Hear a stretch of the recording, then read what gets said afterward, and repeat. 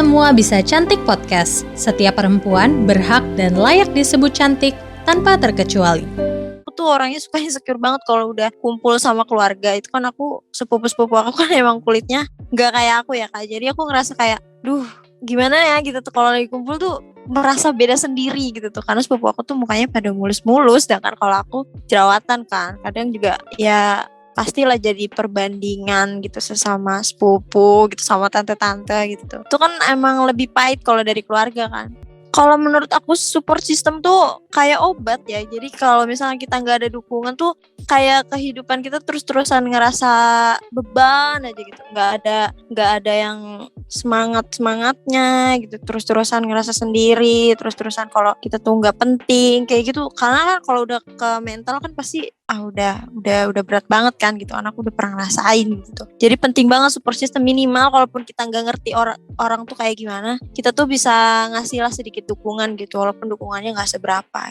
Waktu itu aku tuh berani buka diri tuh bukan dari Instagram sih, aku dari TikTok kan waktu itu. Kayak awalnya tuh iseng aja bikin video gitu, kayak aduh gimana nih, kayak bikin videonya tuh curhat gitu kalau capek banget punya kulit kayak gini ternyata dari situ tuh udah mulai berkembang aku jadi sering bikin konten kayak ternyata kayak gini loh, seneng banget berbagi gitu. Aku senangnya kayak gitu kalau di media tuh kita nggak kenal tapi udah berasa kayak temen gitu tuh, karena sama-sama punya masalah yang sama gitu. Jadi kalau misalkan ada masalah ini, aku juga kayak gitu tuh jadi berbagi gitu loh, apa aja yang enggak, apa aja yang gimana gitu tuh. Senangnya kayak gitu. Sampai saat ini nih, apa sih yang kamu lakukan untuk mengatasi masalah jerawat yang kamu alami?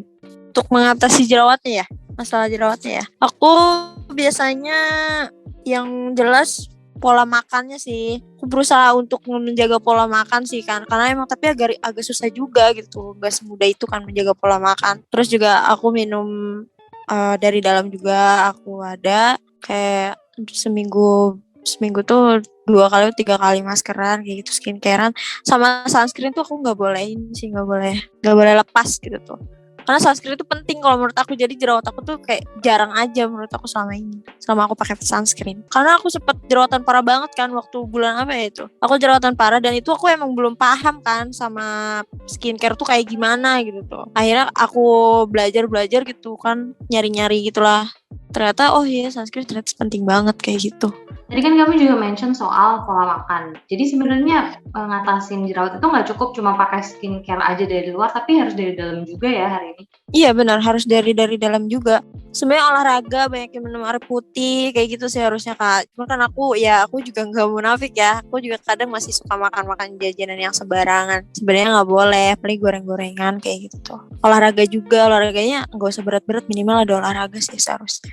Oke, jadi sebenarnya kalau kita tuh berusaha bikin gaya hidup kita lebih sehat gitu secara keseluruhan ya, termasuk mungkin juga yang tadi belum disebut misalnya kayak jangan stres, terus jangan begadang. Sebenarnya kalau gaya hidup kita secara umum tuh lebih sehat, itu memang masalah jerawat tuh bisa berkurang juga sih ya kan. Selain walaupun dipengaruhi sama hal lain ya, kayak hormon gitu pastinya.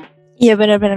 Karena hidup sehat tuh emang mahal banget kan Kak gitu tuh. Dapatnya pun nggak tanggung-tanggung gitu tuh kalau kita hidup sehat gitu. Cuman emang agak berat gitu tuh. Tapi kalau mau nggak mau sih harus berusaha sih sedikit-sedikit gitu lah. Tips biar kita tuh lebih percaya diri walaupun kita masih punya jerawat gitu. Ada nggak sih hari ini? Kalau aku secara pribadi, karena aku kan sampai sekarang emang masih ada sih ya yang ngomong, termasuk dari orang-orang yang deket. Omongannya kayak gimana dulu? Kalau omongannya masih bisa aku jawab dulu.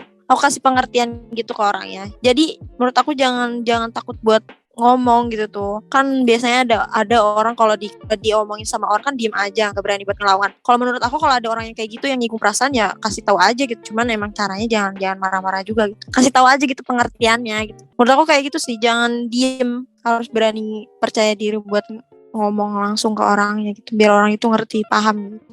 Contohnya kalau misalnya aku di rumah tuh kan ada tuh yang suka nanya, kenapa sih mukanya kok sekarang jerawatan banget? Gara-gara apa gitu kan, biasanya itu kan pertanyaan tuh. Terus aku biasanya jawab kayak, aku nih sensitive skin, ngerti nggak sensitive skin tuh? Ya udah, kulitnya sensitif. Jadi kadang hormonnya juga kayak gitu, dikit-dikit jerawatan, pakai ini jerawatan, padahal kita nggak niatnya kayak gitu.